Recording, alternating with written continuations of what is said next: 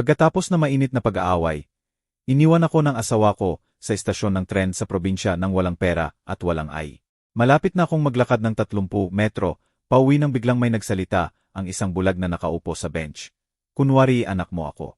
Darating na ang pribadong driver ko sa loob ng 5 minuto at pagsisisihan ng asawa mo na iniwan ka sa tabi ng pinakamayamang negosyante sa lungsod na to. Alam kong parang impossible. Alam kong parang isa ito sa mga kwentong naririnig mo at sinasabing peke. Pero isinusumpa ko sa lahat ng minamahal ko na totoo ang bawat salitang sasabihin ko. At kung bibigyan mo lang ako ng ilang minuto, maunawaan mo kung paano nagbago magpakailanman ang buhay ko sa sandaling yon. Ako si Henry. 60 anyos na ako. At hanggang sa nakamamatay na araw na yon, akala ko alam ko na ang sakit. 35 taon ng pagsasama kay Lisa. 35 taon na nagtatrabaho bilang manggagawa sa bodega. Gumigising bago sumikat ang araw. Umuwi na may kalyo sa kamay at masakit na likod. Lahat para mabigyan siya ng magandang buhay. Lahat para marinig ko na, hindi pa rin sapat. Pero noong Sabado ng umaga na yon, sumabog ang lahat. Nagpunta kami sa probinsya para bisitahin ang pinsan niya. 2 oras sa bus, si Lisa nakadikit sa cellphone. Nakangiti sa mga mensahe na hindi ipinakikita sa akin. Nagtitipa ng mga bagay na hindi niya sinasabi sa akin. Nakatingin ako sa labas ng bintana. Nagpapanggap na hindi ko napapansin ang halata. Dahil minsan mas masakit ang katotohanan kaysa sa katahimikan. Pagdating namin sa maliit na istasyon ng tren na parang nasa gitna ng kawalan, gusto niyang bumili ng lokal na matatamis sa tindahan sa kabilang parte ng plaza. Sinabi ko sa kanya na mas gusto kong maghintay sa bench. Sumakit na kasi lagi ang tuhod ko. At doon nagsimula ang lahat. Nakaupo. Nakaupo na naman, Henry. Parang latigo ang boses niya. Lagi ka na lang pagod. Lagi kang may dahilan. Alam mo ba, sawa na ako. Sawa na akong makasama ang matandang walang ambisyon, walang pera, at wala nang maya-alok kundi katamtaman lang. Nagsimulang tumingin ang mga tao sa paligid namin. Naramdaman ko ang init ng hiya sa mukha ko. Lisa, please, huwag dito. Bulong ko, sinusubukang pakikalmahan siya. Dito. Hindi dito, Henry. Isaan. Sa miserable nating bahay. Sa apartment na hindi mo pa natatapos bayaran. Mapait ang tawa niya. Tingnan mo ang paligid mo. Tingnan mo kung saan tayo. Sa maruming istasyon sa limot na bayan, dahil hindi natin kaya magbiyahe na parang normal na tao. Bawat salita ay parang direktang suntok sa dibdib ko. Sinubukan ko siyang hawakan sa braso, pero umiwas siya na parang nasunog siya. Huwag mo akong hawakan. Ayaw ko nang mahawakan mo ako kahit kailan. Mas masakit pa ang katahimikang sumunod kaysa sa sigawan.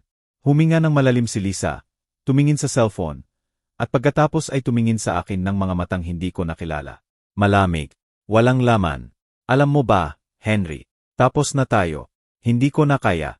Hindi ko na gustong gugulin ang natitirang buhay ko kasama ang isang talunan. Binuksan niya ang pitaka, kinuha ang wallet ko at ay ko, at inilagay sa kahoy na bench sa tabi ko. Pero bago ko maabot, muli niyang kinuha. Mas mabuti pa, itatago ko to. Ano pa ba ang gagawin mo rito sa labas? Lisa, anong ginagawa mo? Halos mamatay ang boses ko, parang pakiusap na. Iniwan kita, Henry. Dito mismo, ngayon na. Pwede kang maglakad pauwi kung gusto mo. O pwede kang manatili rito magpakailanman. Wala akong pakialam. Tumalikod siya at naglakad patungo sa kinaroroonan ng boss na sumakay kami. Nandoon pa rin ang driver, umiinom ng kape. Nakita ko siyang sumakay, may sinabi sa driver, at umalis ang boss nang wala ako. Iniwan ako sa gitna ng kawalan. Walang piso sa bulsa, walang ay, walang kahit ano. Tumayo akong paralisado. Pinapanood ang boss na nawawala sa malikabok na kalsada. Matindi ang sikat ng araw sa ulo ko. Halos walang tao sa istasyon. Ilang tindero sa kalye, isang babae na may 2 bata, at isang matandang nakaupo sa kabilang bench, nakaitim na salamin at may puting baston. Isang bulag. Parang gumuho ang mundo sa paanan ko. 30 metro pa uwi, 30 metro sa ilalim ng araw. Walang tubig, walang pera, walang kahit ano. Sa edad na 60, may masakit na tuhod at pusong durog sa libu-libong piraso. Naupo ako sa bench, itinuklob ang mukha sa mga kamay. At sa unang pagkakataon pagkatapos ng maraming taon, umiyak ako. Umiyak sa galit, sa kawalan ng magawa, sa hiya. Paano ako napunta rito? Sa anong punto naging ganito ang buhay ko? At saka ko narinig ang boses sa tabi ko. Mahina pero matatag. Pasensya na, binata. Itinaas ko ang ulo. Humarap sa akin ang bulag na parang nakikita niya ako, sa kabila ng maitim na salamin. Ako ba ang tinutukoy mo? Tanong ko ng paikot-ikot, pinupunasan ng luha. Ikaw, narinig ko ang lahat, at lubos akong nakikiramay sa nangyari sa'yo. Tumigil siya sandali at ngumiti ng kakaiba. Pero sa tingin ko, matutulungan kita. Hindi ko naintindihan. Tulungan ako, isang bulag na matanda.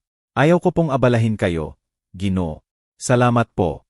Pero okay lang po ako. Hindi ka okay. Seryoso na ang tono niya. Pero magiging okay ka kung makikinig ka sa akin. Kailangan kong magkunwari ka lang sandali para sa akin. Tumahimik ako, nalilito. Bahagyang lumapit ang matanda at bumulong. Kunwari anak mo ako. Darating na ang pribadong driver ko sa loob ng 5 minuto. At pagsisisihan ng asawa mo na iniwan ka sa tabi ng pinakamayamang negosyante sa lungsod na to. Tinitigan ko siya na parang baliw. Magkunwari bilang anak. Ang pinakamayaman sa lungsod. Parang biro ito, o mas masahol pa, panloloko. Pero may kakaiba sa boses niya, sa kalmadong paraan ng pagsasalita, na nagpatigil sa akin. Ginoo, hindi ko po naiintindihan. Bakit niyo gagawin yon para sa akin? Hindi niyo nga po ako kilala. Ngumiti ang matanda ng kakaiba, parang may alam siyang hindi ko alam. Dahil alam ko kung ano ang pakiramdam na maiwan, walang-wala, walang tutulong. At bakit hindi ko gagawin? Inayos niya ang maitim na salamin. Ang pangalan ko ay Frank. Frank Sterling. At kung pamilyar sa iyo ang apelyido, malamang narinig mo na ako. Frank Sterling. Tumama sa akin ang pangalan na parang kidlat. Siyempre, alam ko yon. Kilala ng buong rehiyon ang pangalang yon. May-ari ng pinakamalaking pagawaan ng pagkain sa probinsya. Ilang hotel at lupaing umaabot ng milya-milya. Isang lalaking tinatayang may daan-daang milyong piso ang yaman. At narito siya, nakaupo sa tabi ko sa isang istasyon ng tren na limot na ng mundo. Ako, Ginoong Sterling, hindi ko po kaya. Walang saysay ito. May saysay ito sa lahat ng paraan. Henry, sabi niya sa pangalan ko, kahit hindi ko pa sinabi sa kanya. Narinig ko ang tawag ng asawa mo sa'yo. Narinig ko ang bawat salita. At hayaan mo akong sabihin sa'yo. Ang babaeng umaalis sa asawa ng walang awa, walang dignidad, dapat makita kung ano ang nawala sa kanya. Tumitibok ng mabilis ang puso ko. Hindi ko alam kung takot yon, pag-asa, o puro adrenalin sa kalokohan ng sitwasyon. Pero bakit niyo gagawin to para sa akin? Huminga ng malalim si Frank, at saglit na napuno ng malalim na lungkot ang mukha niya. Dahil 30 taon na ang nakalipas, namatay ang nag-iisa kong anak sa aksidente. Halos kapareho mo ang edad niya noon. At mula noon, may butas sa buhay ko na walang makakapuno. Tumigil siya. Darating na ang driver ko sa ilang minuto. Pagdating niya, magkunwari ka lang. Tawagin mo akong tatay. Kumilos na parang matagal mo na akong hinihintay. At maniwala ka, magbabago ang buhay mo. Bago pa ako makasagot, narinig ko ang tunog ng makina na papalapit. Isang itim at makintab na BMW SUV ang pumasok sa parking ng istasyon. Sumasalamin ang araw sa tinted na bintana. Huminto ang sasakyan sa harap namin. At mabilis na bumaba ang isang lalaki na nakasuit. Ginoong Sterling, pasensya sa pag-aantala. Mahira ang trapiko sa highway. Huwag kang mag-alala, Steven. Nasa oras ka. Inilahad ni Frank ang kamay patungo sa akin. Tulungan mo akong tumayo, anak. Natigilan ako sa salitang, anak, pero may sumiklab sa loob ko. Marahil desperasyon, marahil pagkamausisa, o marahil gusto ko lang makita ni Lisa na mali siya. Kaya hinawakan ko ang kamay niya at tinulungan siyang tumayo. Steven, gusto kitang ipakilala kay Henry. Siya ang anak ko. Halatang nagulat si Steven, pero mabilis niyang naayos ang sarili. Profesional siya. Sanay na hindi magtanong ng mga bagay na nakakahiya. Ikinagagalak ko pong makilala kayo, Ginoong Henry. Ikinagagalak ko rin, sagot ko, nanginginig ang boses. Sumandal si Frank sa braso ko, na parang pinakanatural na bagay sa mundo. Naglakad kami patungo sa SUV, at binuksan ni Steven ang pinto sa likod. Kulay krema ang katad sa loob, may kahoy na detalye, at may built-in na T-screen. Amoy bagong sasakyan, amoy pera, amoy mundo na hindi kailanman naging akin. Pagkakaupo ko pa lang, may sumigaw sa malayo. Henry, hintayin mo. Lumingon ako at naroon siya, si Lisa, tumatakbo patungo sa amin mula sa tindahan ng matatamis. May dalang supot at namumulat ang mga mata. Nakita niya ang lahat. Nakita niya ang SUV. Nakita niya si Frank. Nakita niya kung paano ako trinato ng may respeto, na parang importante akong tao. Tumigil siya ilang metro mula sa amin, hingal na hingal, mukhang nalilito. Henry, anong nangyayari? Sino yang tao na yan? Humarap si Frank sa direksyon ng boses ni Lisa, kahit hindi niya ito makita. Ngumiti siya ng may katahimikang nakakakilabot. Pasensya na, ginang, pero mukhang nagkakamali kayo. Walang oras ang anak ko para makipag-usap sa mga estranghero. May mahalagang hapunan ng pamilya na naghihintay sa amin sa bahay. Anak niyo. Tiningnan ako ni Lisa na parang nabaliw ako. Henry, anong sinasabi ng taong yan? Anong lahat ng to? Sa unang pagkakataon sa loob ng 35 taon, naramdaman ko ang isang bagay na hindi ko pa naranasan sa harap ng asawa ko. Kapangyarihan, kontrol. Baligtad na ang takbo ng laro at hindi na ako ang talo. Lisa, sa tingin ko malinaw na sinabi mo kanina na wala ka ng gusto sa akin. Kaya pakikalmahan mo na lang to. Pero ako, naubos na ang salita niya. Nagalit lang ako. Alam mo kung paano ako kapag mainit ang ulo. Hindi ko sinasadya. Siyempre sinasadya mo. Matatag ang boses ko. Walang panginginig. Sinasadya mo ang bawat salita. At alam mo ba, okay lang yon, dahil tama ka. Tama kang dapat may mas maganda pa akong makukuha. Bahagyang pinisil ni Frank ang braso ko na parang tahimik na suporta. Anak, tara na.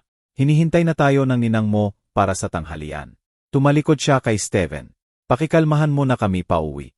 Sumakay ako sa SUV. Sumunod si Frank. Isinara ni Steven ang pinto at parang pagsasara, yon ng isang kabanata ng buhay ko. Sa tinted na bintana, nakita ko si Lisa na nakatayo roon. Nakanganga, ang supot na matatamis na kasabit sa kamay. Pinapanood kaming umalis. Maayos na umalis ang SUV. Perpekto ang aircon. Mahina ang tugtog ng klasikal na musika mula sa speaker. At naroon ako, nakaupo sa tabi ng isang bulag na milyonaryo na binago ang kapalaran ko sa loob lang ng ilang minuto. Okay ka lang ba? Tanong ni Frank nang hindi tumitingin sa akin. Hindi ko alam. Hindi ko pa rin naiintindihan ang nangyari. Ang nangyari, Henry, ay binigyan mo ng leksyon ang asawa mo na hindi niya malilimutan. Nakita niyang ang lalaking itinapon niya na parang basura ay may mas mataas na halaga kaysa sa inakala niya. Tumigil siya. Pero simula pa lang to. Anong ibig mong sabihin? Ngumiti na naman si Frank. Yung ngiti na may tinatago. Ibig kong sabihin, kung talagang gusto mong baguhin ang buhay mo, kung talagang gusto mong pagsisihan niya ang pag-iwan sa'yo, kailangan mong manatili muna sa akin. Kailangan mong maging anak ko. Hindi lang sandali, kundi sapat na katagalan para maniwala ang lahat, kasama na siya. Naghalo-halo ang emosyon sa isip ko. Takot, excitement, hindi makapaniwala, pag-asa. At bakit mo gagawin yon para sa akin? Hindi ko pa rin naiintindihan. Tinanggal ni Frank ang maitim na salamin sa unang pagkakataon. Maulap ang mga mata niya, natatakpan ng puting lamat. Mga matang hindi nakakakita, pero parang nakatingin ng diretso sa kaluluwa ko. Dahil pagod na akong mag-isa, Henry. Dahil 3 dekada nang wala ang anak ko. At hindi ko man lang nasabi sa kanya ang paalam. Dahil mayroon akong perang hindi ko maubos sa 10 buhay. Pero walang makakasama. Bahagyang napunit ang boses niya.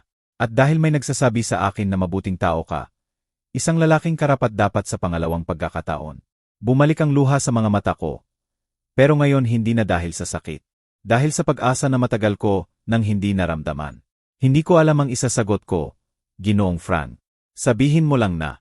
Sabihin mong susundin mo ako. At makikita mo kung paano magbabago ang lahat. Tumingin ako sa labas ng bintana. Malayo na ang istasyon ng tren. Isang malayong tuldok na sa abot tanaw. At sa kung saan sa tuldok na yon, nakatayo pa rin si Lisa. Nagtataka kung ano ang nangyari. Huminga ako ng malalim. Pinagkakatiwalaan kita. Ngumiti si Frank at isinuot muli ang salamin. Magaling. Kung dayon, anak, maligayang pagdating sa bagong buhay mo. Ang biyahe patungo sa mansyon ni Frank ay tumagal ng 40 minuto. Pero para sa akin, parang 40 segundo lang. Paulit-ulit na nagre-reply sa isip ko ang eksena. Ang mukha ni Lisa nang makita akong sumakay sa SUV na yon. Ang pagkalito sa mga mata niya, ang agad na pagsisisi. 35 taon ng pagditiis sa pang-alipusta niya, sa walang katapusang reklamo, sa paraan niya ng pagpaparamdam sa akin na maliit lang ako, at sa loob lang ng 5 minuto, baligtad na ang lahat.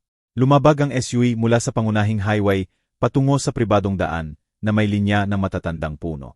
Sa malayo, nagsimulang makita ko ang malaking gusaling kolonyal na may puting peder at pulang bubong na tile. May malalawak na hardin, mga water fountain, at wrought iron gate na automatikong bumubukas habang papalapit kami. Maligayang pagdating sa bagong tahanan mo, Henry, sabi ni Frank ng mahinahon, na parang pinakanormal na bagay sa mundo. Bagong tahanan ko. Parang hindi totoong tunog ng mga salitang yon. Halos matawa ako. Pero walang tawa sa dibdib ko. Tanging matigas na buhol ng hindi makapaniwala at takot. Pinahinto ni Steven ang SUV sa harap ng pangunahing pinto. Mabilis na bumaba, at binuksan ang pinto namin. Tinulungan ko si Frank na bumaba, at matatag siyang sumandal sa braso ko. May kumpiyansa sa paraan ng pagkilos niya, na parang matagal na niyang ginagawa, to kasama ako.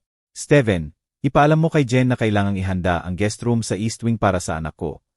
At sabihin mo na gamitin ang bagong bedsheet, yung Egyptian cotton, agad. Pumasok kami sa bahay, at hindi ko na kayang tanggapin ng mga mata ko ang lahat ng nakikita. Malaki ang foyer na may Italian marble na sahig, hand-carved na kahoy na hagdan patungo sa ikalawang palapag, at kristal na chandelier na siguro mas mahal pa kaysa sa buong apartment ko. May mga pintura sa dingding, eskultura, at amoy ng kalinisan at sariwang bulaklak na pumupuno sa bawat sulok. Lumitaw ang isang babae na mga 50 anyos, nakaperpektong uniforme, mula sa isang side door. Nagulat ang mukha niya nang makita ako, pero mabilis niyang itinago sa propesyonal na ngiti. Ginoong Sterling, mabuti pong makita kayo. May kailangan po ba kayo? Jane, gusto kitang ipakilala kay Henry. Siya ang anak ko. Maninirahan na siya rito mula ngayon. Nanlaki ang mga mata ni Jen sa akin, pero walang sinabi. Tumango lang siya. Siyempre po, Ginoong Sterling. Ihahand-e ko agad ang lahat. Kakainto ba ang binata kasama ninyo? Siyempre. Maghanda ka ng espesyal, Jane. Mahalagang araw ngayon para sa pamilya. Huminga ng malalim, pamilya. Tinusok ng salitang yon ang dibdib ko na parang palaso. Matagal na panahon nang walang init ang salitang yon para sa akin. Mabilis na umalis si Jen at ginabayan ako ni Frank patungo sa malaking sala na may malalaking bintana na tanaw ang hardin. May beige-laden na sofa, glass coffee table, at stone fireplace na kahit hindi naka-on, nangingibabaw sa kwarto. Itinuro niya ang isa sa mga sofa. Umupo ka, Henry. Kailangan nating mag-usap. Umupo ako na pakiramdam kong hindi ako bagay doon. Umupo si Frank sa harap ko. Ang baston ay nakasandal sa gilid, at tinanggal muli ang maitim na salamin. Ang mga bulag niyang mata ay tumingin sa akin kahit hindi nakakakita.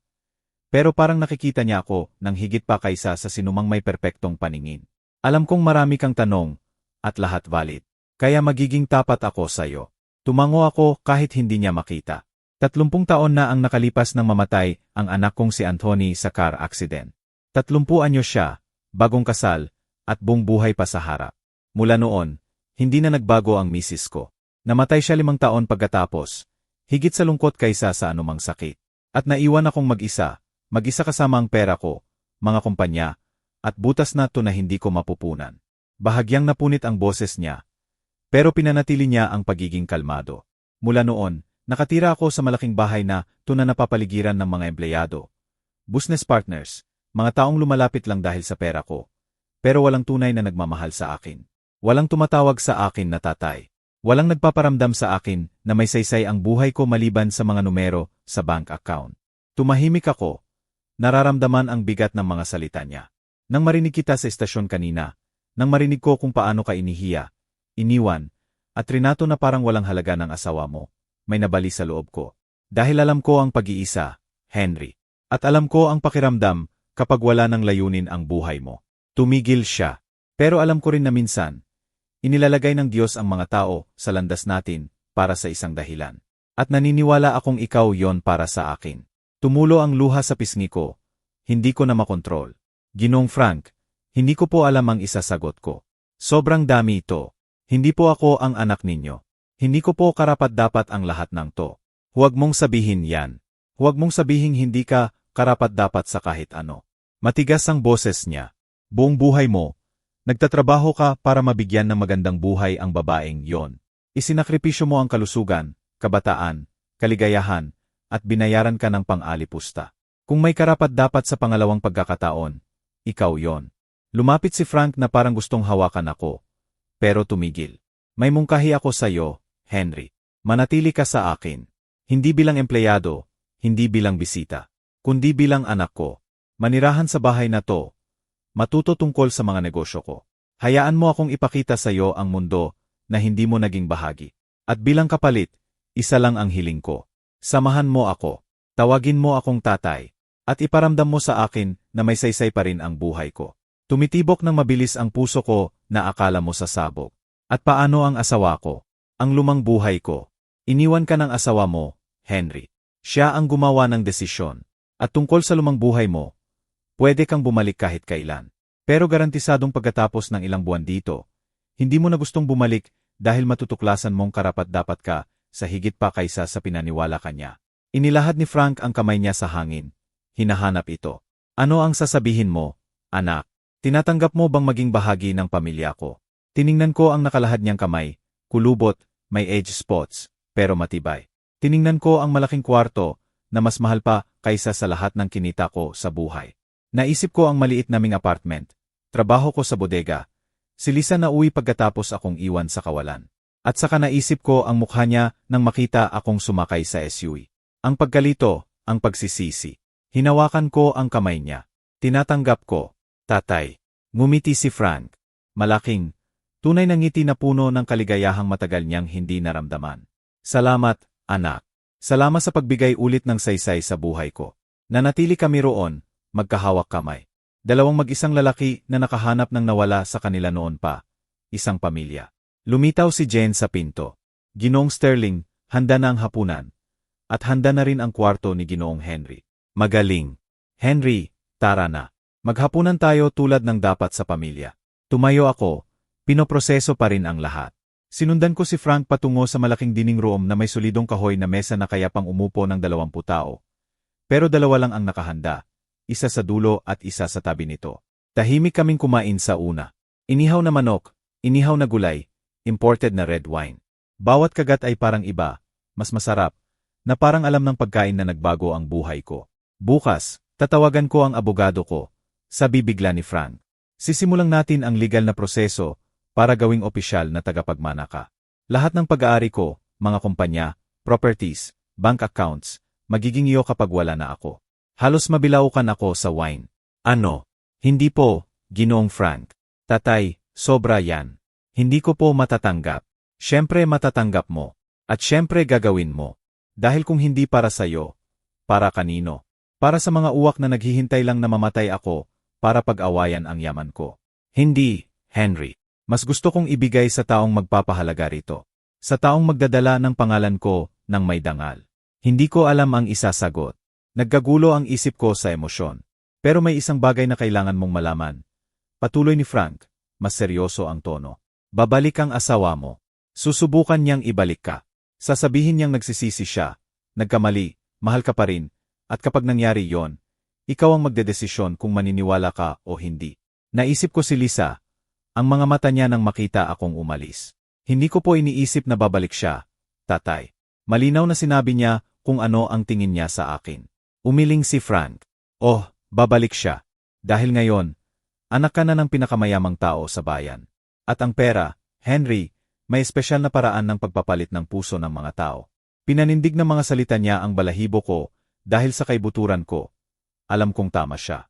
Hindi pa man nakakalipas ng 2 araw nang magsimulang tumunog ang cellphone ko. Si Lisa. Sunod-sunod na tawag. Mga text message. Voicemail. Sa una, ini-ignore ko lahat.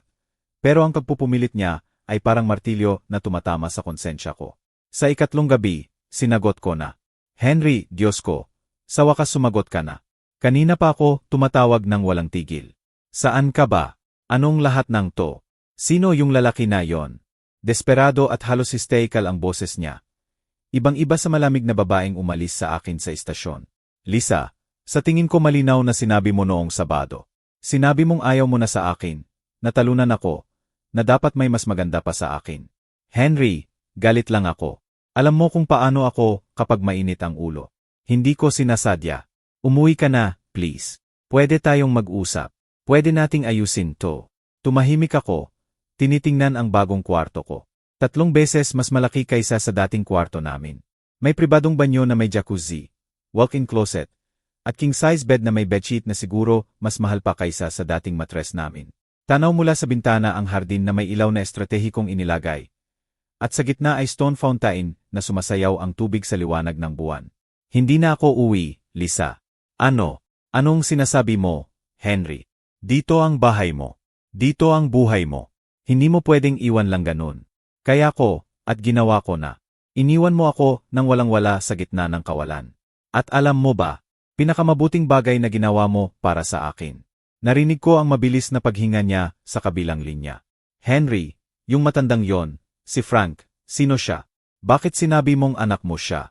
Ano talagang nangyayari? Wala ka nang pakialam diyan, Lisa. Wala ka na.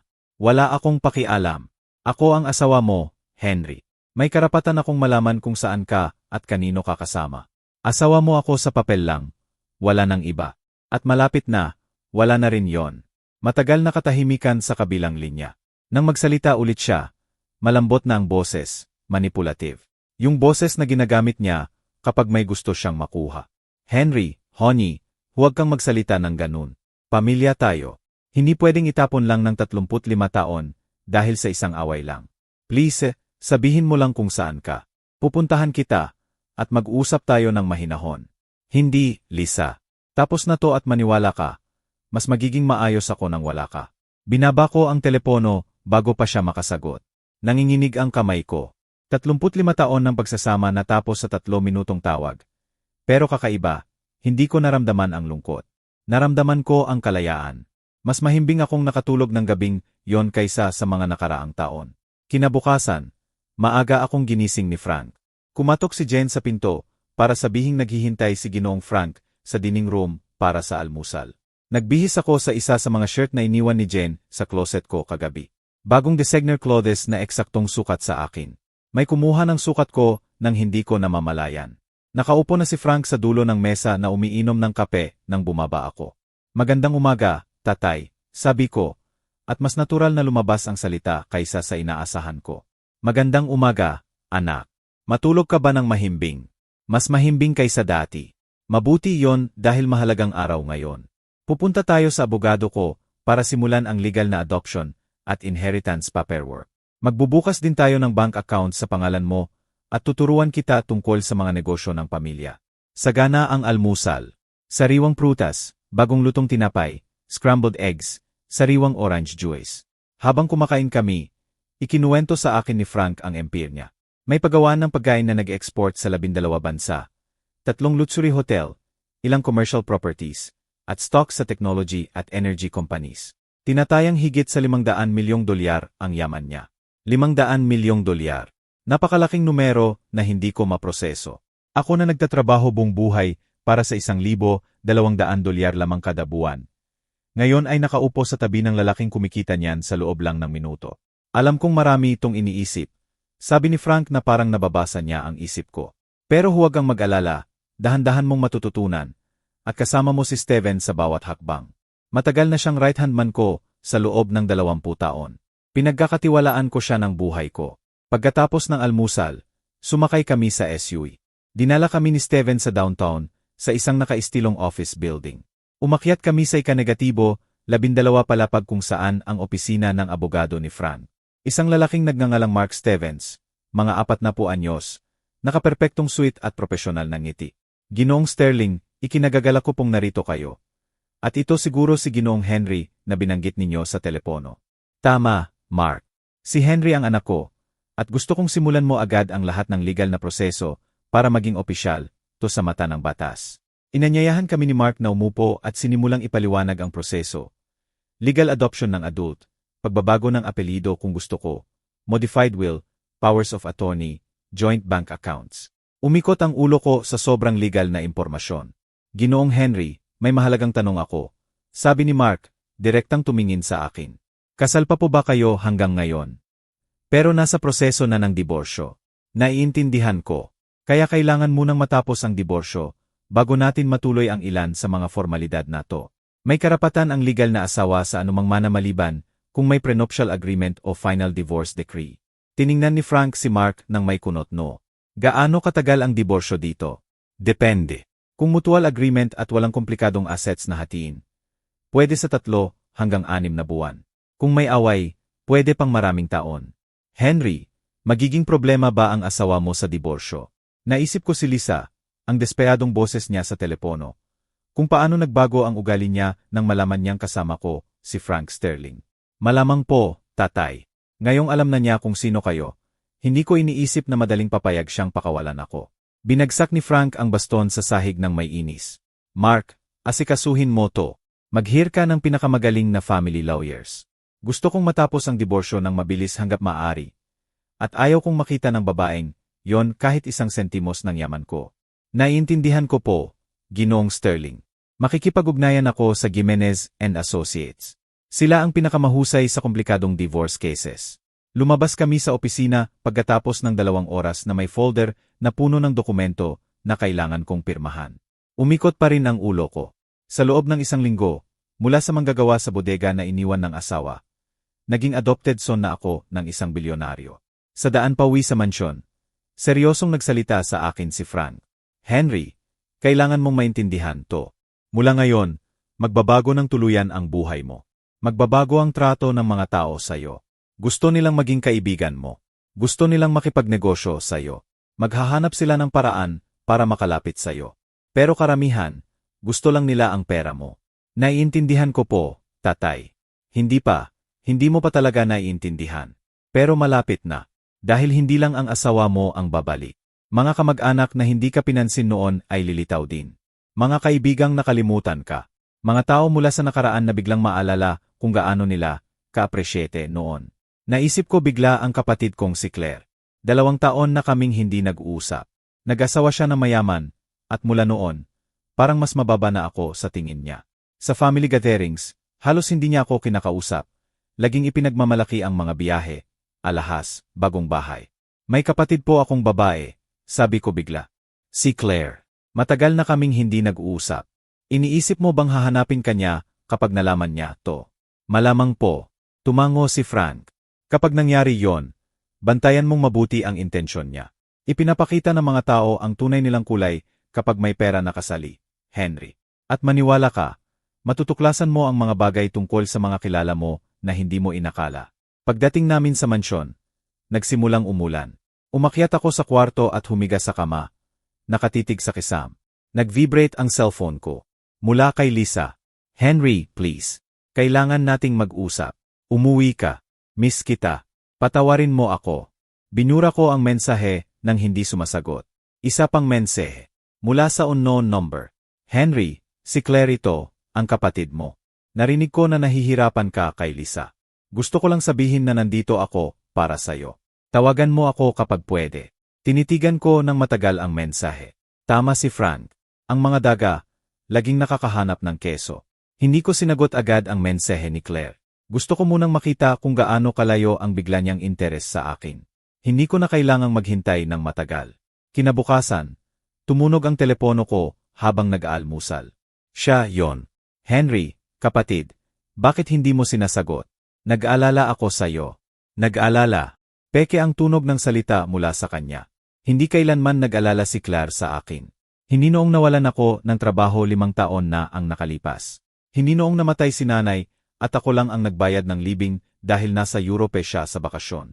Hindi noong humingi ako ng utang na $2,000 para sa operasyon ni Lisa at sinabi niyang hindi pwede dahil mahigpit ang budget habang may dalang bag na $5,000 ang halaga. Claire. Okay lang ako. Salamat sa pag-alala. Okay, Henry. Tumawag si Lisa sa akin na umiiyak. Sinabi niyang iniwan mo siya, na sumama ka sa isang kakaibang lalaki, na hindi mo sinasagot ang mga tawag niya. Anong nangyayari? Ang nangyayari ay iniwan ako ni Lisa sa istasyon ng tren nang walang pera at walang Claire. At nagdesisyon akong hindi na bumalik sa kanya. Matagal na katahimikan sa kabilang linya. Pero Henry, asawa mo siya. Nag-aaway ang mag-asawa. Normal yon. Hindi pwedeng itapon lang ng isang away. Hindi lang isang away yon, Claire. Huling dayami na yon pagkatapos ng maraming taon ng pagpapahiya. Pero anong tungkol sa lalaking yon na kasama mo? Sinabi ni Lisa na sumakay ka sa luxury SUV kasama ang isang matanda. Sino siya? Naroon na. Ang tunay na dahilan ng tawag niya. Hindi siya nag-alala sa kalagayan ko. Gusto niyang malaman kung sino si Frank. Gusto niyang malaman kung totoo ang mga bulong-bulungan na siguro ay kumakalat na sa bayan. Tinulungan niya ako ng pinakakailangan ko. Sabi ko, yon lang ang kailangan mong malaman. Henry, ako ang kapatid mo. May karapatan akong malaman kung kanino kakasama. Paano kung mapanganib siya? Paano kung ginagamit ka lang niya? Halos matawa ako. Siya pa ang nagsasalita tungkol sa paggamit ng tao. Huwag kang mag-alala sa akin, Claire. Mas maayos ako kaysa dati. Kaya totoo. Nasa Sterling Mansion ka na nga. Di ba? Diyos ko, Henry, paano mo nagawa yon? Trabaho mo ba siya? Empleyado mo ba siya? Naroon na naman ang dating pang-alipusta. Halos hindi na nakatago sa peking pag-aalala. Sa tingin niya, empleyado lang ako ng mayaman, hindi kailanman pantay. Hindi ako empleyado niya, Claire. Anak niya ako. Matagal at makapal na katahimikan ang sumunod. Anak niya. Henry, anong sinasabi mo? Walang saysay yon. May saysay sa lahat ng paan. In-adopt ako ni Frank Sterling. Ako ang legal na tagapagmana niya. At malapit na, kapag natapos ang lahat ng papeles, magkakaroon ako ng access sa buong yaman niya. Naririnig ko ang mabigat na paghinga ni Claire habang pinoproseso ang impormasyon. Henry, hindi ko alam. Kamanghamanghang balita to. Sobrang saya ko para sayo, kapatid. Talaga. Sobrang saya, tulad ng saya mo noong nawalan ako ng trabaho. O noong humingi ako ng tulong at sinabi mong mahigpit ang pera. Henry, matagal na yon. Alam mo, nahihirapan talaga kami noon. Siyempre, nahihirapan nang bumili ka ng bagong kotse kinabukasan. Henry, huwag kang ganyan. Pamilya tayo. Alam ko nagkamali ako. Pero gusto ko na ngayon na maging nandiyan para sayo. Gusto kong magkaugnayan ulit tayo bilang magkapatid. Pumasok si Frank sa dining room sa oras na yon. Ginagabayan ng baston. Tumungo siya sa akin, o kahit papaano ay humarap sa direksyon ko. At nagtaas ng kilay na parang nagtatanong kung sino yon. Claire, kailangan ko nang tumapos. Mag-uusap tayo mamaya. Hintayin mo, Henry. Pwede tayong magkita ngayon. Pwede tayong mag-lunch. Matagal na tayong hindi talagang nag-uusap. Isipin ko. Paalam. Binaba ko bago pa siya makapilit. Umupo si Frank sa mesa nang may karaniwang kagandahang loob. Kapatid mo. Paano mo nalaman? Sa tono mo, may partikular na pagod na dulot lang ng pamilya. Ngumiti siya ng bahagya. Gusto ba niya ng pera? Hindi pa niya direktang hiniling. Pero alam kong gagawin niya. O mas masahol pa. Mas masahol pa. Gusto niyang gamitin ako para makaakya sa social ladder. Para ipagmalaki na anak ako ng Frank Sterling. Para makabukas ng mga pinto na dating sarado sa kanya. Tumango si Frank habang naghahain si Jen ng kape sa kanya. Komplikado ang pamilya, Henry. Minsan, ang mga pinakamamahal mo ang pinakamasakit sayo. Paano nangyari yon sayo? Humigop si Frank ng kape bago sumagot. Nang mamatay ang anak ko, may 3 akong kapatid, isa na nakatatanda, 2 nakababata. Dumating sila sa libing. Umiyak sila.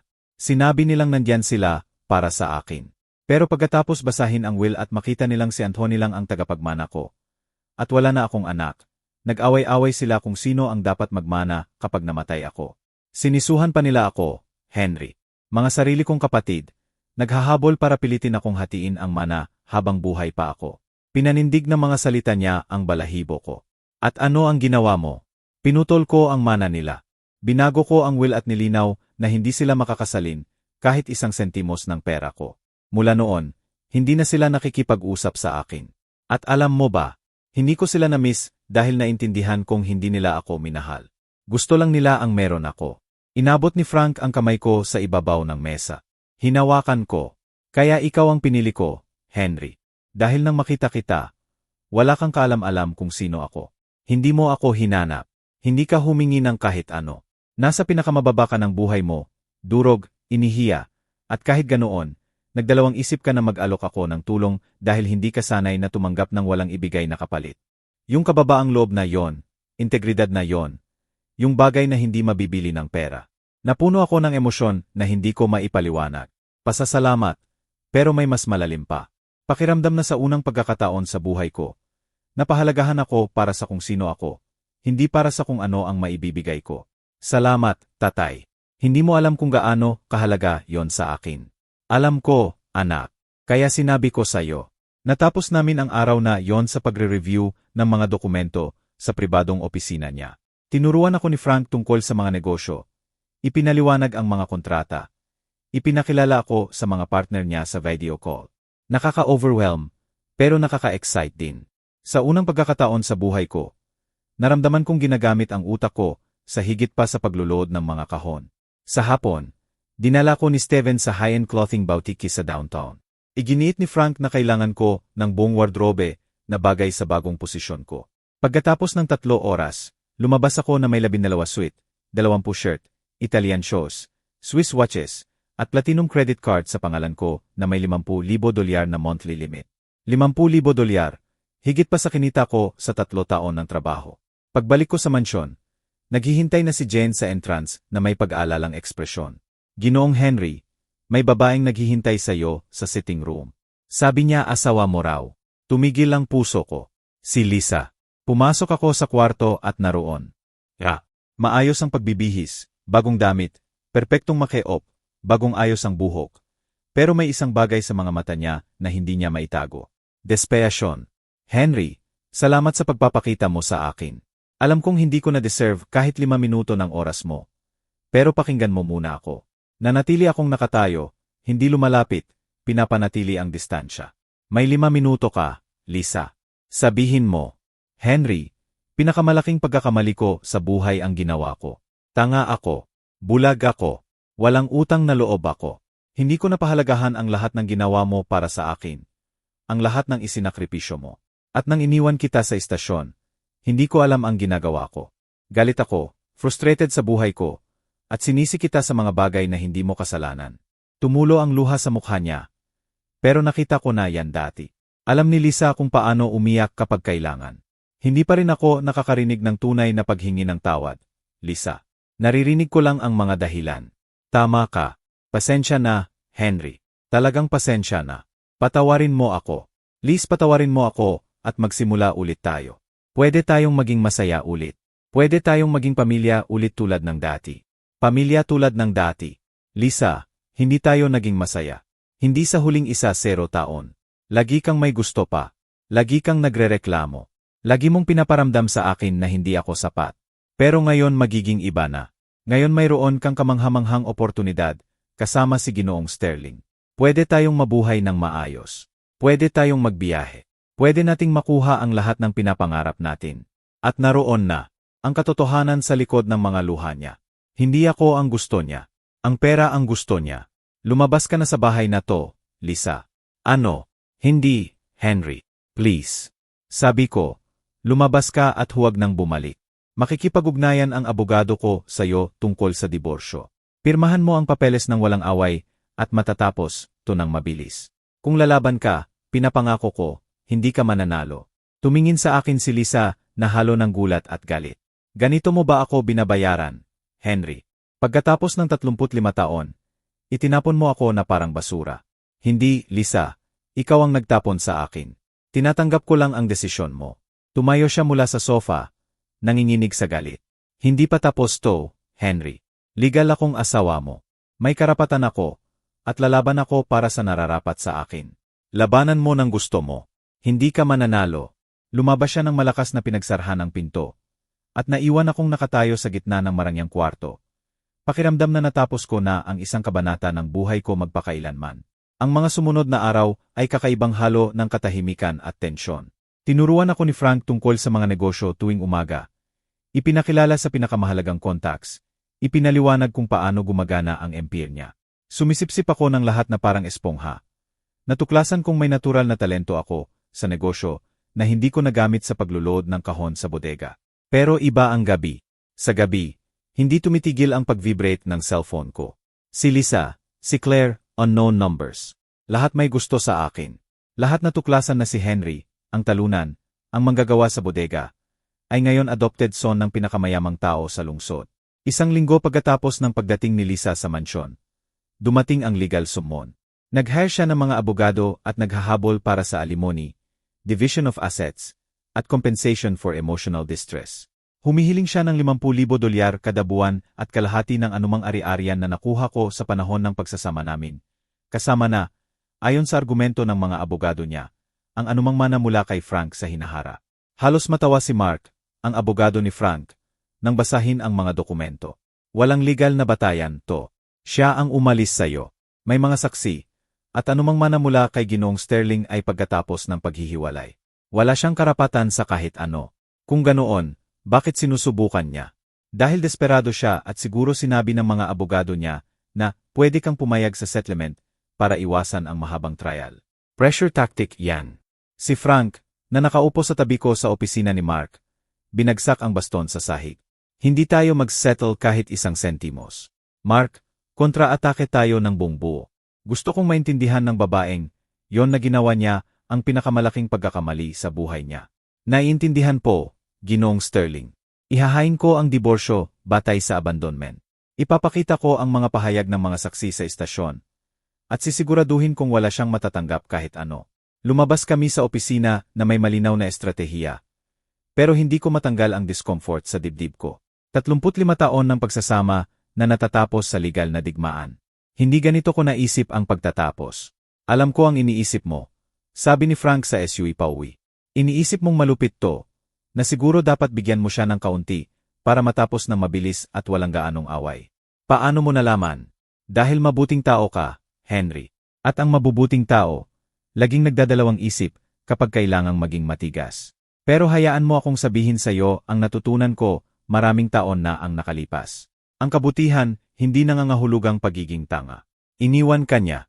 Inihiya ka niya. Malinaw niyang sinabi na wala kang halaga sa kanya. At ngayong may halaga ka na, gusto niyang bumalik. Talaga bang karapat-dapat siya sa awa mo? Hindi ko alam, tatay. Komplikado. Hindi komplikado. Simple lang. Gumawa siya ng desisyon. Ngayon, kailangan niyang harapin ang bunga nito. Nang gabing yon, dumating si Claire sa mansyon. Hindi siya tumawag muna. Hindi nagtanong kung pwede siyang pumasok. Dumating lang siya, nagbus sa gate, at pinapasok siya ni Steven pagkatapos magtanong sa akin. Tinatanggap ko siya sa sitting room. Pareho yung kinaroroonan ni Lisa ilang araw bago. Pumasok si Claire nang may karaniwang kumpiyansa. Tinitingnan ang lahat ng may pag-a-assess. Mentally kinakalkula kung magkano ang halaga ng bawat kasangkapan, pintura, ilaw. Henry, kapatid, kamangha-mangha to. Parang palasyo ang bahay na to. Hello, Claire. Ano ang dahilan ng pagbisita mo? Kailangan ko ba ng dahilan para bisitahin ang kapatid ko? Matagal na tayong hindi nagkita ng harapan. Gusto ko lang makita kung kumusta ka. Umupo siya ng hindi inanyayahan. Pinagkrus ang mga binti ng may pag-aaral na kagandahan. Okay lang ako. Mas maayos kaysa dati. Nakikita ko nga. Henry, hindi ko pa rin matanggap lahat ng to.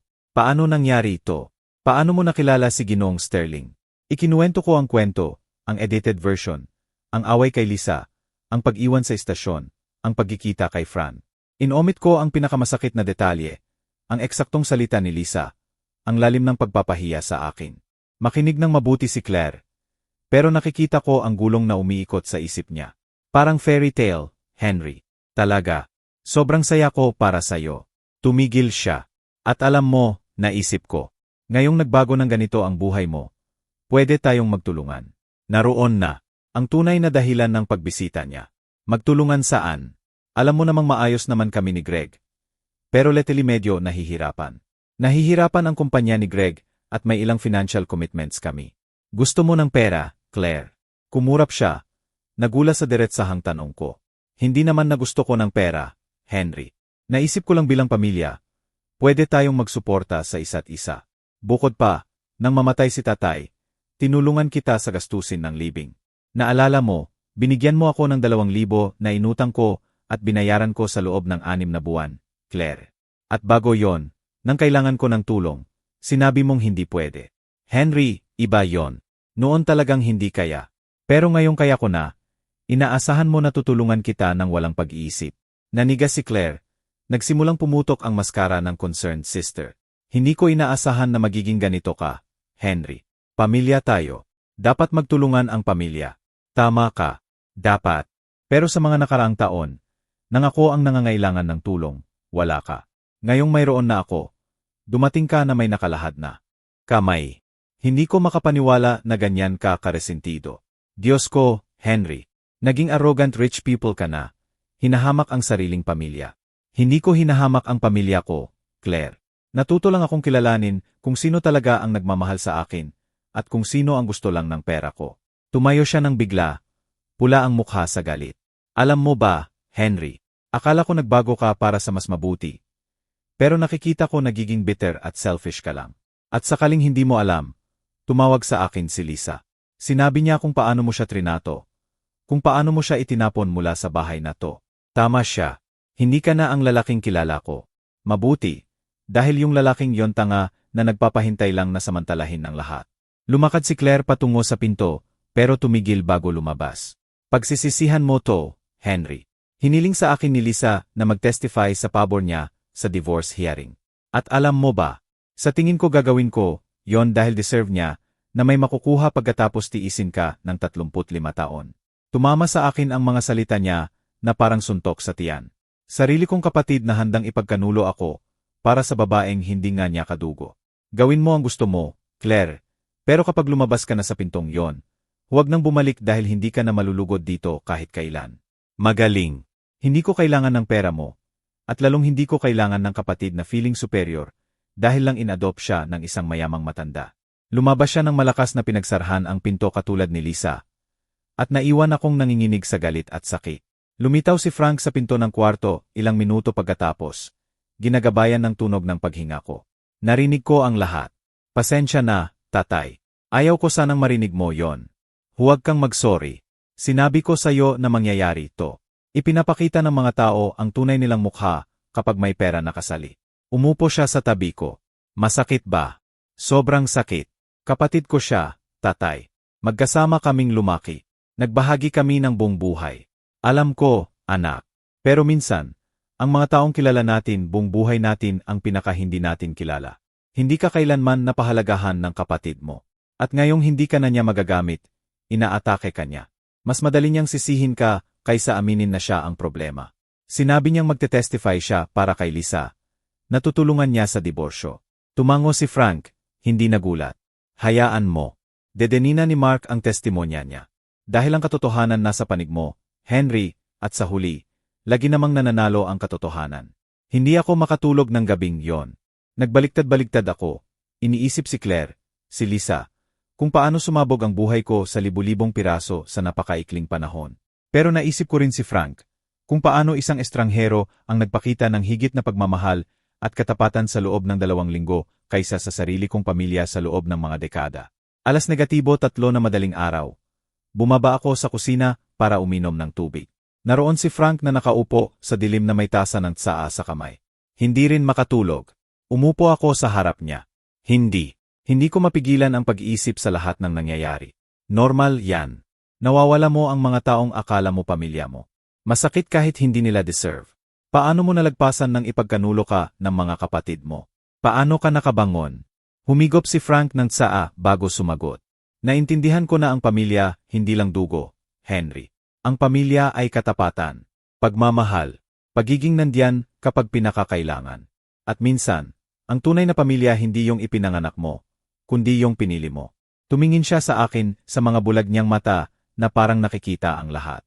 Kaya pinili kita, at kaya ipoprotektahan kita mula sa lahat ng gustong saktan ka, kasama na ang sarili mong kapatid. Salamat, tatay. Huwag kang magpasalamat. Yon ang ginagawa ng tunay na pamilya. Nanatili kami roon sa katahimikan. 2 lalaki na nakahanap sa isa't isa kung ano ang itinanggi sa kanila ng mundo, isang tahanan. Pero hindi ko alam noon na ang pagtataksil ni Claire ay simula pa lang, at mas masahol pa ang darating. 2 linggo pagkatapos ng pagbisita ni Claire, tumawag si Mark. Tense at nag-alala ang boses niya. Ginoong Henry, kailangan kitang makita agad sa opisina ko. May mga nangyari na kailangan mong malaman. Dumating kami ni Frank 1 oras pagkatapos. Naghihintay si Mark na may folder na puno ng dokumento sa mesa at seryosong ekspresyon. Ginoong Sterling, Henry, may masamang balita. Hindi lang diborsyo ang hinahabol ni Lisa.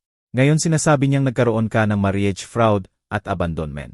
Sinasabi niyang iniwan mo siya ng walang resources, na kinuha mo ang lahat ng savings na mag-asawa, at na nakatira ka sa marangyang buhay habang halos walang makain siya.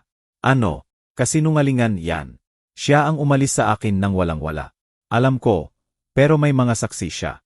Nag-file ang kapatid mong si Claire ng sworn affidavit na sinasabing palagi kang negligent na asawa, na emotionally abused mo si Lisa, at napinlano mo lahat ng to para makuha ang yaman ni Ginoong Sterling.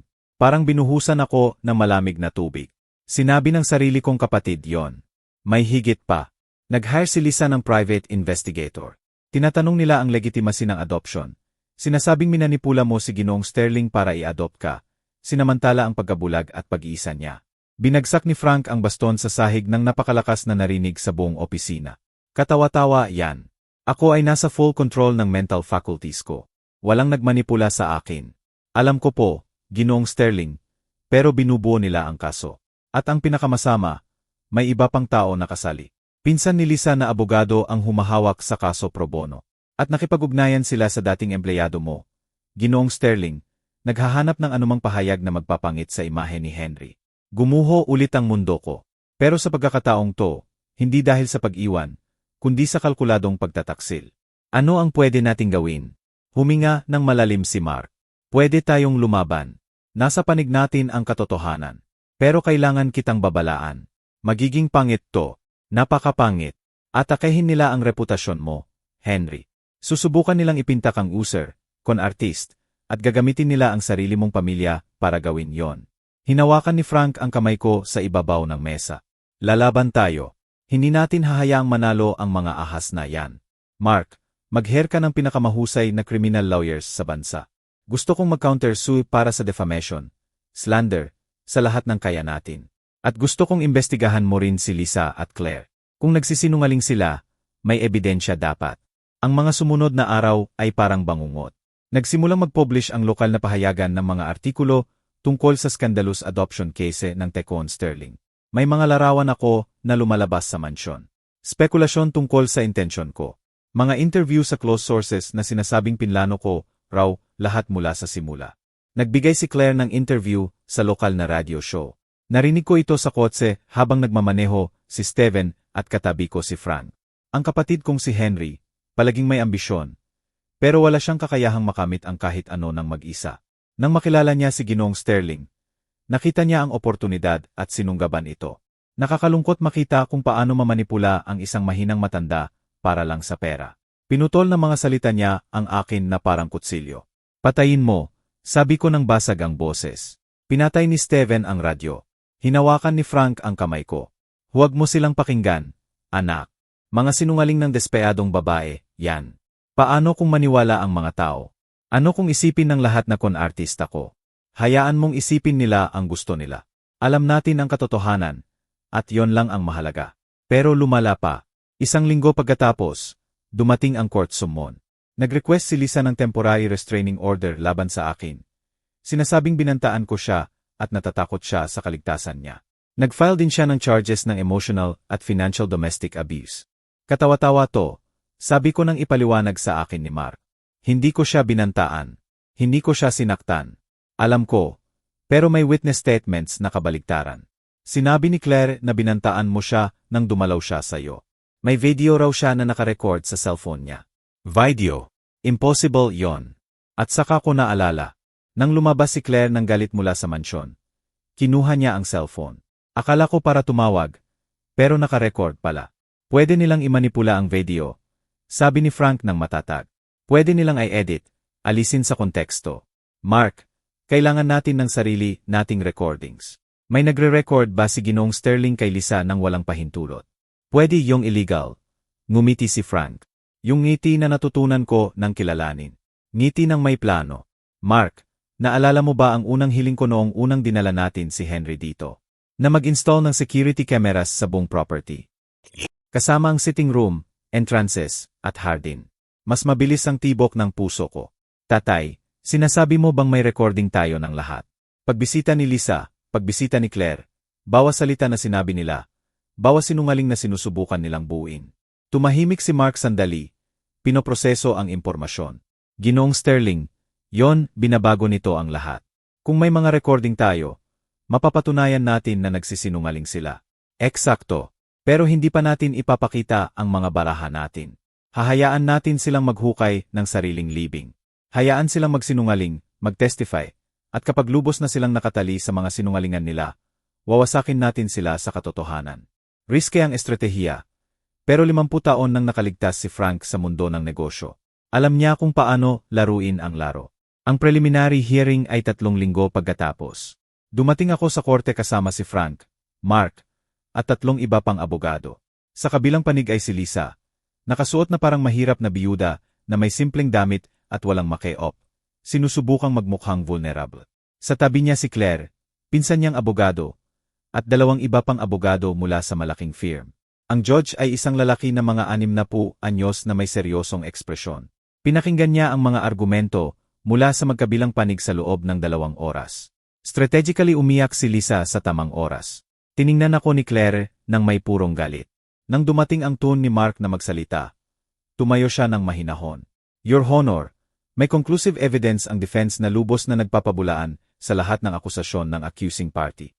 May audio at video recordings kami ng mga pagbisita ni na GNG, Lisa at Miss Claire sa residence ni Ginoong Sterling. Sa mga recording na yon, malinaw na makikita at maririnig na walang banta, walang karahasan, at sa katunayan, sila ang nagpakita ng hostility. Pumutla ang mukha ni Lisa. Nanigas si Claire sa upuan. Recordings, tanong ng judge. Bakit hindi pa naipakita noon? Dahil gusto naming hintayin muna na maisumite ng accusing party ang lahat ng sworn affidavit nila, Your Honor, para mapatunayan ng walang pag-alinlangan na nagsisinungaling sila sa ilalim ng panunumpa. Tiningnan ng mahigpit ng judge sina Lisa at mga abogado niya. Totoo ba to? May recordings ba ng mga pagbisita ninyo? Tumayo ng kinakabahan ang pinsan na abogado ni Lisa. Your Honor, kung may mga recording na yon, ginawa ng walang consent, na lumalabag. Lumalabag sa ano? Putol ni Mark. Ginawa yon sa pribadong property ni Ginoong Sterling kung saan may malinaw na notice na under video surveillance ang lugar. Legal na legal yon. Matagal na tumigil ang judge. Nagre-review ng mga dokumento. Gusto kong makita ang mga recording na yon.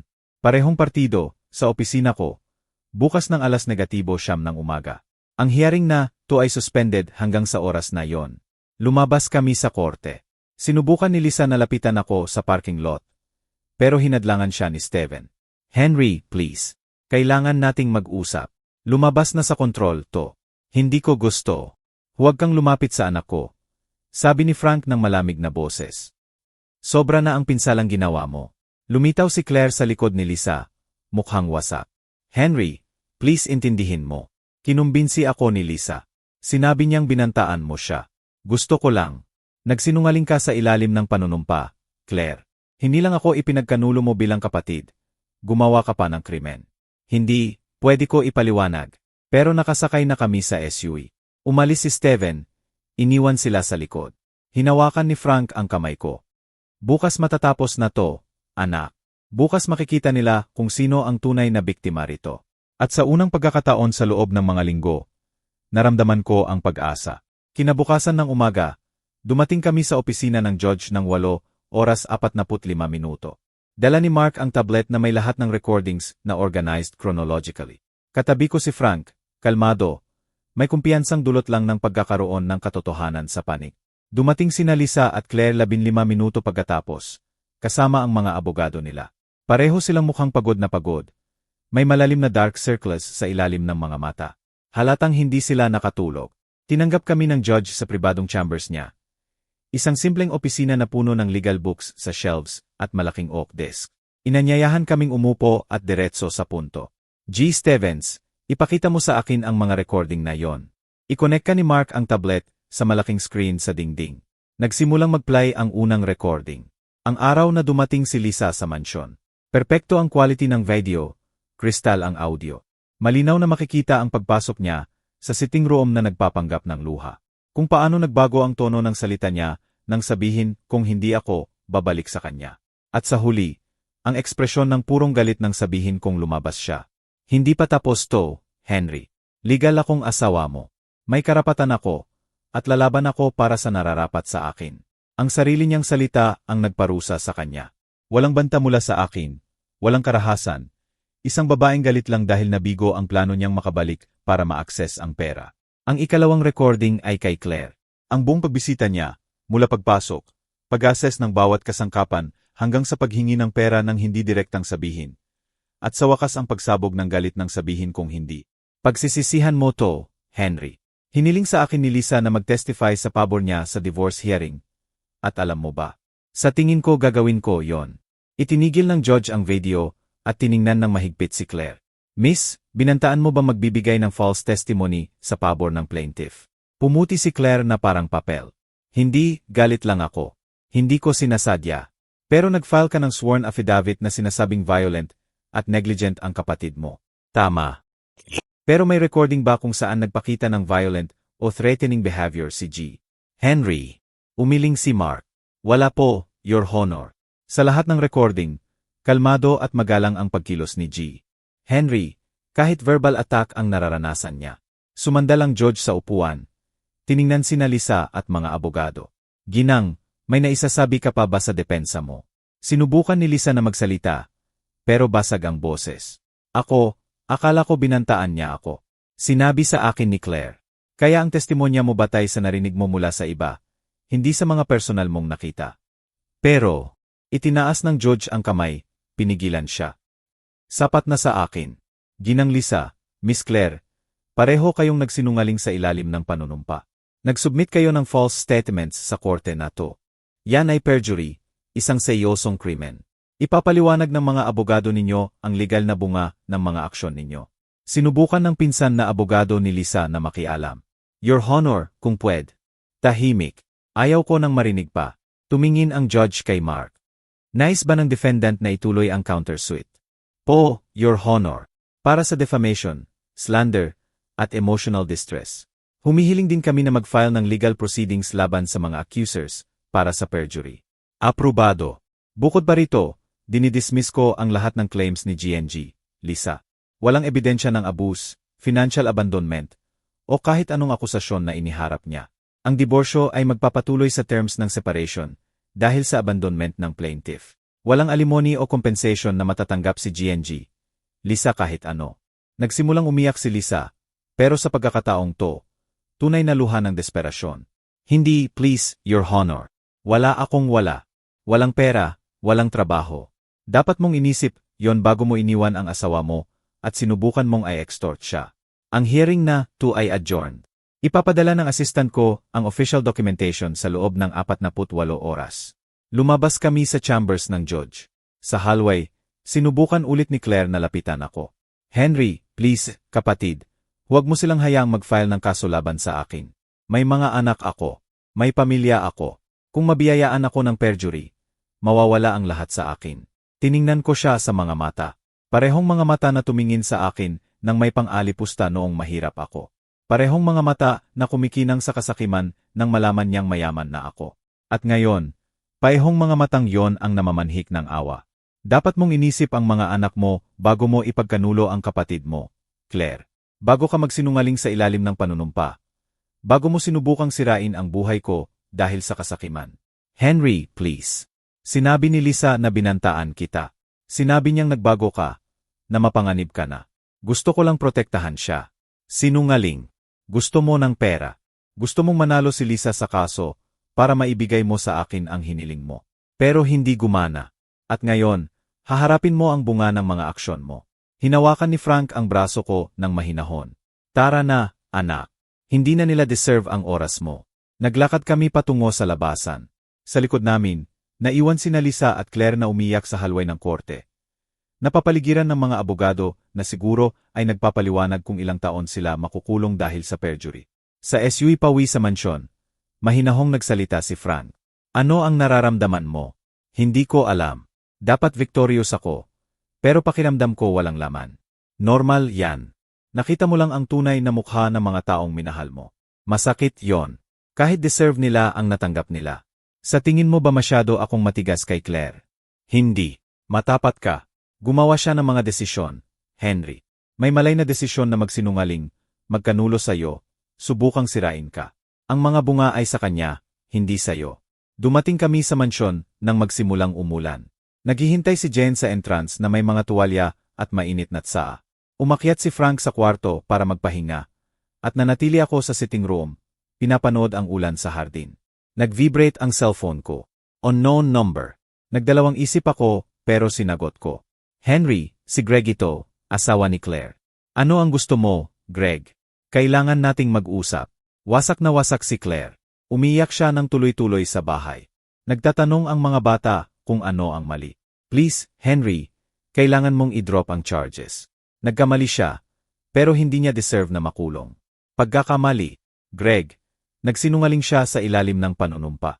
Sinubukan niyang sirain ang reputasyon ko. Tinulungan niyang agawan ako ni Lisa. Alam ko, at tanga yon. Pero please isipin mo ang mga pamangkin mo. Hindi mo pwedeng iwan silang walang ina. Tumama sa akin ang mga salita. Ang mga pamangkin ko, si Manuel na 7 anyos at si Gilda na 5. Mga inosenteng bata na walang kasalanan sa ginawa ng ina nila. Greg, ako. Please, namamanhik ako. Willing si Claire na mag-public apology. I-retract ang lahat ng sinabi. Gawin ang lahat ng kinakailangan. Huwag mo lang siyang ikulong. Isinara ko ang mga mata. Nararamdaman ang bigat ng desisyon sa balikat ko. Papag-isipan ko. Tatawagan kita bukas. Binaba ko at umakyat para hanapin si Frank. Nahanap ko siya sa pribadong opisina na nakikinig sa klasikal na musika. Tatay, kailangan ko ng payo mo. Sabihin mo, anak.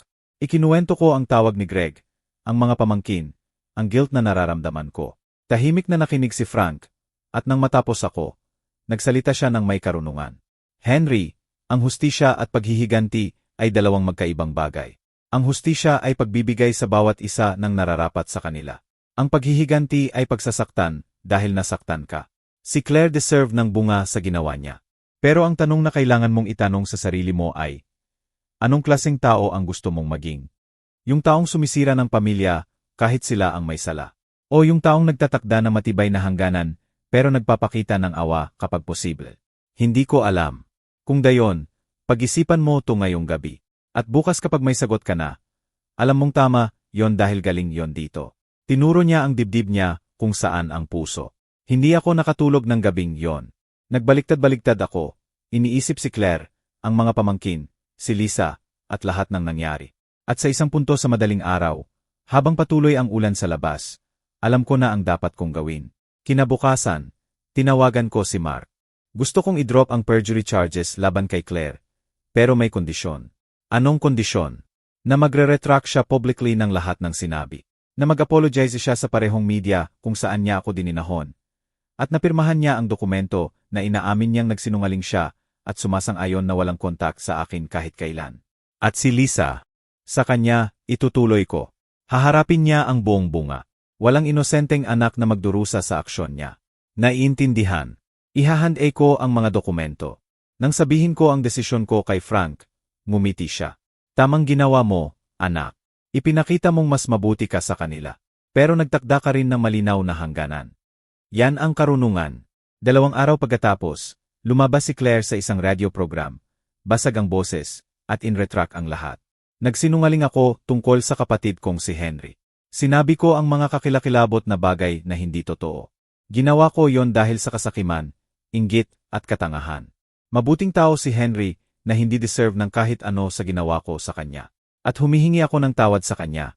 Kahit alam kong hindi ko deserve. Narinig ko ang kanyang pag-amin sa radyo sa kusina. Naghahanda si Jen ng tanghalian at tumingin sa akin. Mas mabuti na ba ang pakiramdam mo, Ginoong Henry? Hindi pa mabuti, pero mapayapa na. At totoo yon.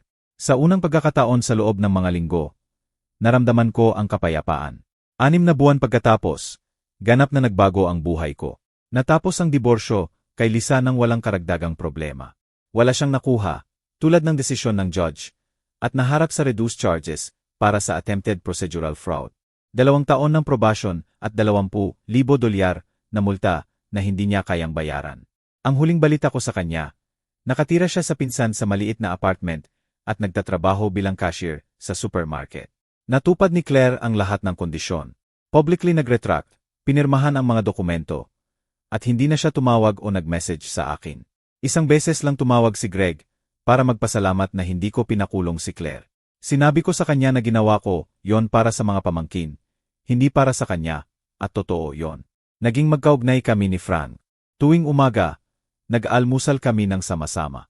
Tuwing hapon, na-review namin ang mga negosyo. Tuwing gabi, naghahapunan kami bilang pamilyang pinili namin.